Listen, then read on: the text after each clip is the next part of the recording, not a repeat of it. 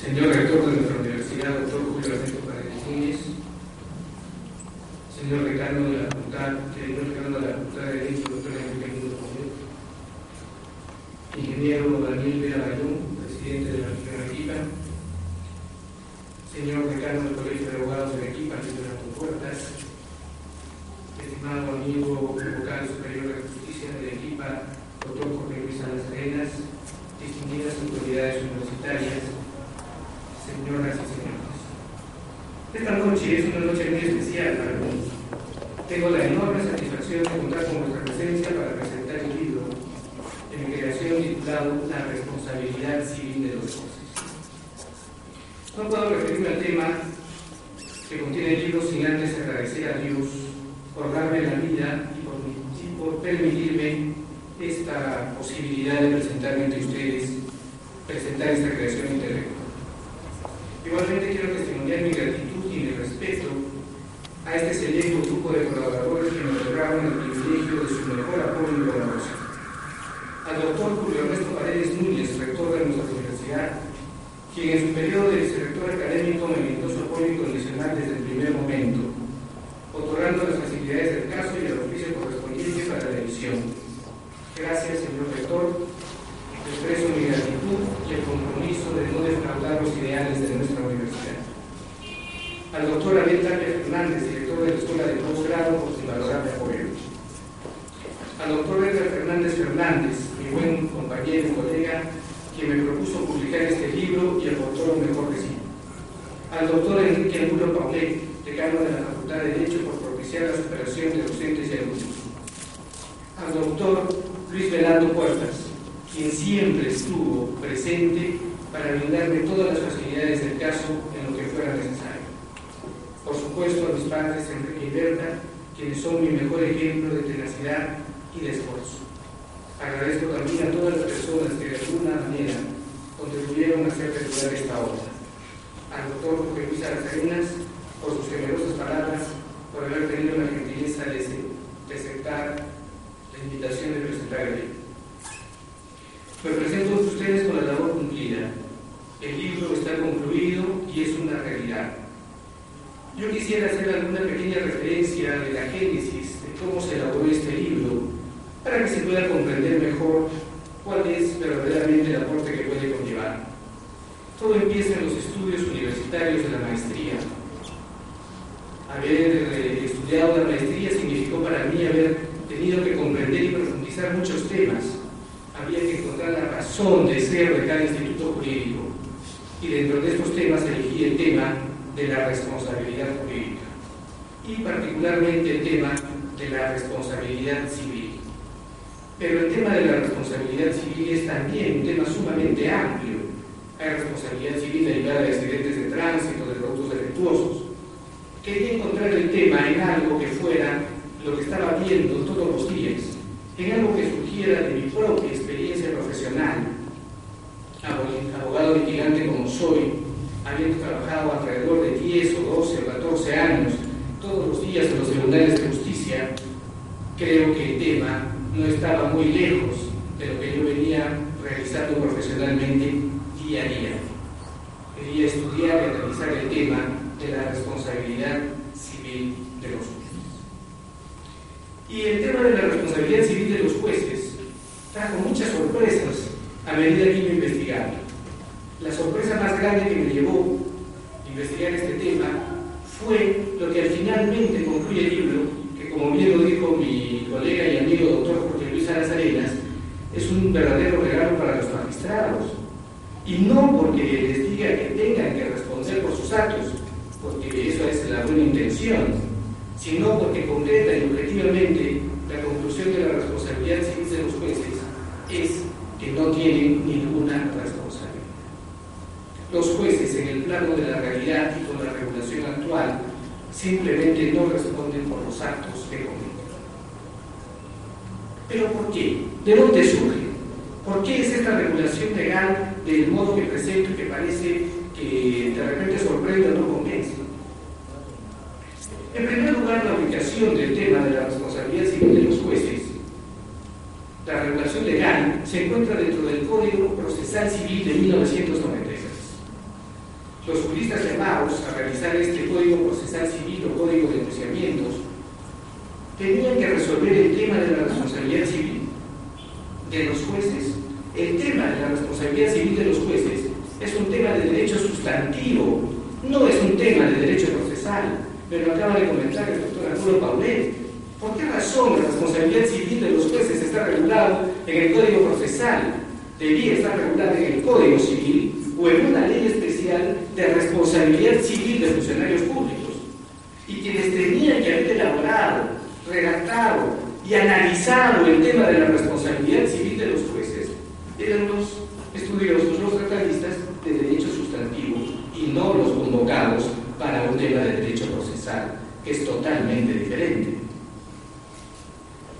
En primer lugar, y en segundo lugar, causa mucha impresión el artículo 509 del Código Procesal Civil, que dice que los jueces solo responden por dolo, evidentemente la conducta dolosa, pero en los casos de culpa solo cuando esta culpa es inexcusable. Y la culpa inexcusable solo en contados casos. Interpretación insustentable de la ley, no analizar hechos probados por el afectado y una situación más que en este momento no recuerdo. Si no se dan esos tres presupuestos específicos de culpa inexcusable, el juez no responderá por la otra enorme variedad de situaciones que pueden generar daño y que de hecho generan daño a los litigantes. Pero el daño a los litigantes va a quedar por el error judicial que produce un daño y que no es indemnizado, va a quedar impune, y eso es lo delicado del tema. Lo delicado del tema no es solamente que el juez deba responder, sino que el daño no se va a ser resarcido y consecuentemente aquí hay un desequilibrio entre quien ejerce una función y la persona que recibe el servicio y que lo recibe mal. Quien tiene que responder es un tema del cual podemos conversar y debatir oportunamente, pero el daño no puede dejar de ser indemnizado. Dentro de los conceptos más elementales estudiados en nuestros inicios, en los estudios universitarios, tengo aquí alumnos míos de la universidad, todos aprendimos que la culpa tiene una gradación, que existe una culpa levísima, una culpa leve, una culpa grave, pero existe un extremo de culpa, de negligencia, de desidia, de desinterés, se denomina, y el término es absolutamente claro, culpa inexcusable. El Código dice que los jueces solo responden por culpa inexcusable. Todas las demás personas, todos nosotros responderemos por nuestros actos y por nuestras culpas y por nuestros desaciertos y por nuestra falta de atención. Si es leve, si es grave, cuánta mayor razón si es inexcusable o gravísima. Los señores jueces solo responderán si su culpa es absolutamente inexcusable. ¿Por qué razón? ¿De dónde surge que los jueces solamente deben responder por culpa absolutamente inexcusable? El origen es histórico, data del medioevo. En el siglo V, VI, VII y VIII, los que administraban justicia no eran los jueces, sino eran los reyes. Y los reyes, al tiempo de administrar justicia, no podían equivocarse, porque el rey no se equivoca. El rey tiene que resolver y resuelve todo en beneficio de su pueblo. Y consecuentemente, si el rey no se equivoca porque recibe de Dios la facultad de decir el derecho ante un conflicto determinado, ¿a quién se le puede ocurrir pensar que el rey va a responder por sus actos y por sus decisiones? Pero los jueces no pueden realizar esta labor indefinidamente, ni pueden incrementar esta labor dentro de sus múltiples ocupaciones. Consecuentemente surgen los jueces, quienes tienen como labor propia y específica decir el derecho. Pero los jueces han recibido la facultad de decir el derecho de los reyes. Y si el rey no se equivoca, el juez que recibe la delegación de decir el derecho tampoco se puede equivocar.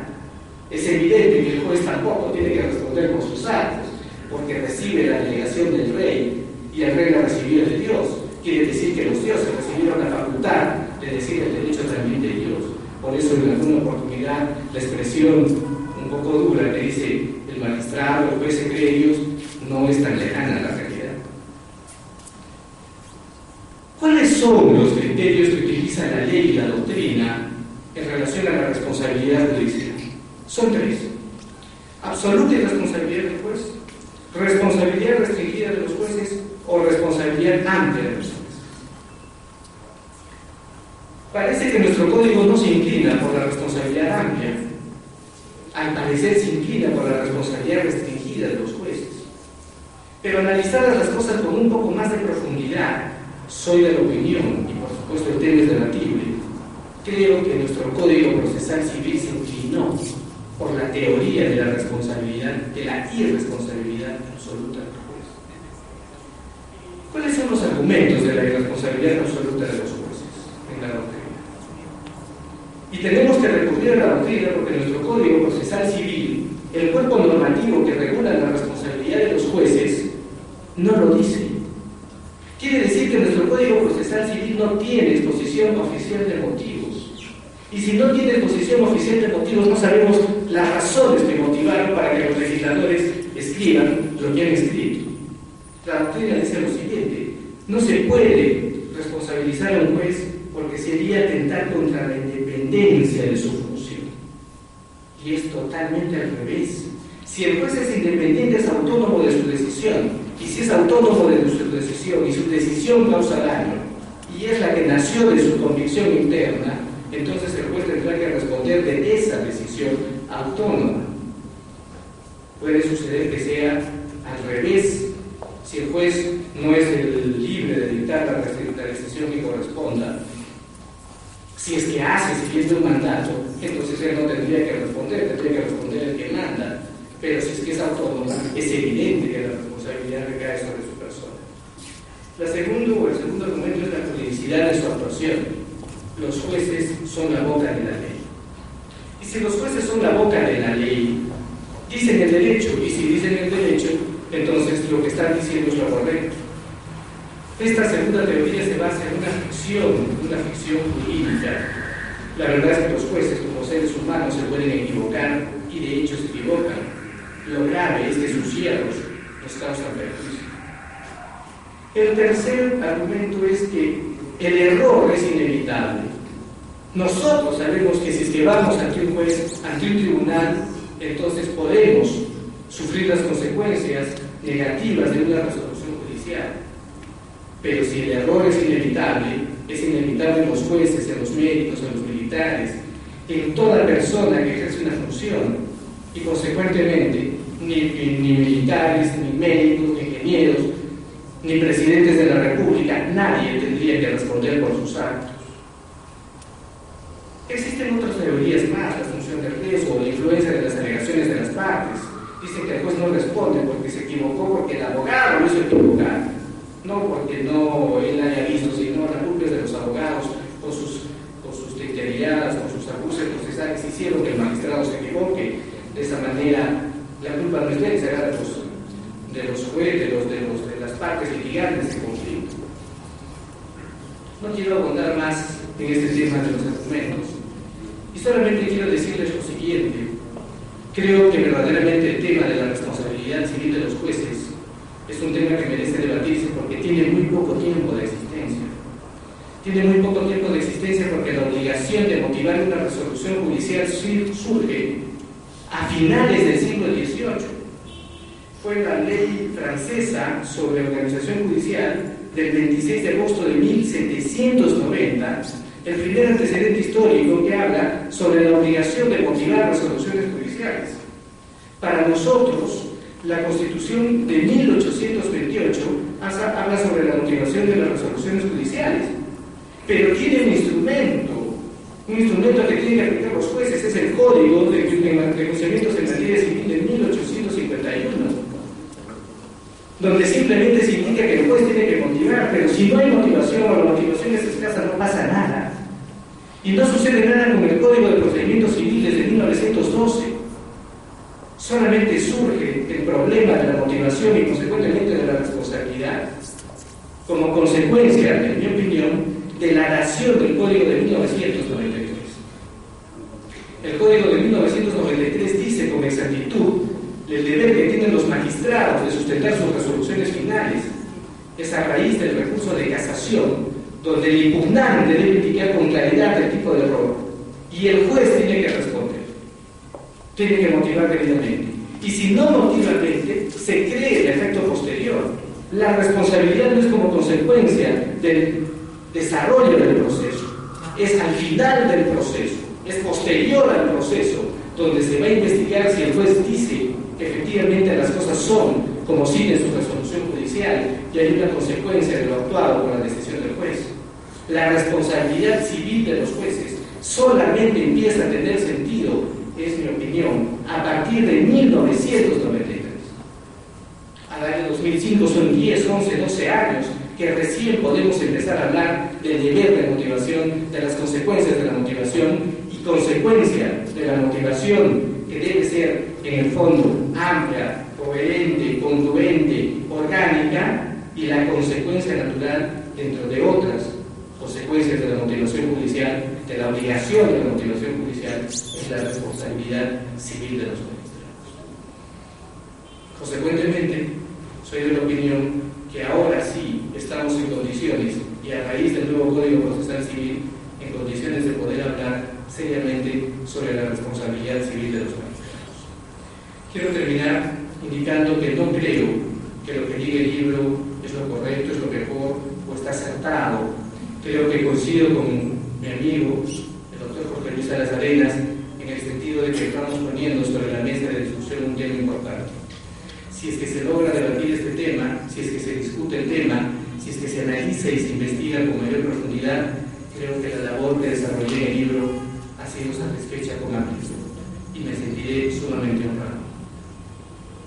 Quiero terminar expresando mi agradecimiento a varios amigos míos, al doctor Osvaldo Llanos Cáceres, a Delio Aguilar, a Michela Pineda, a José Antonio Manrique, a Vanessa Ampuero, a Jorge Cabrera Maldonado, a Wilber Tapia, a Lenín Díaz, a Jacqueline Cornejo, a Sonia Aguilar, a Luis Manuel Sánchez, a mi hermano David y a muchos más, a muchos amigos más, porque solo con su amistad, con su ayuda, con la tranquilidad que brinda al alma, el saber que la amistad no conoce límites, ha sido posible que pase muchas horas dedicado a realizar este trabajo, compartiendo esta inquietud con las obligaciones laborales y familiares. A todos ellos, mi gratitud y mi agradecimiento. Por último, quiero dedicar este libro a quien es la razón de mi vida, que llena mi mundo de alegría, aquella persona que es la fuerza y la luz de todos mis días.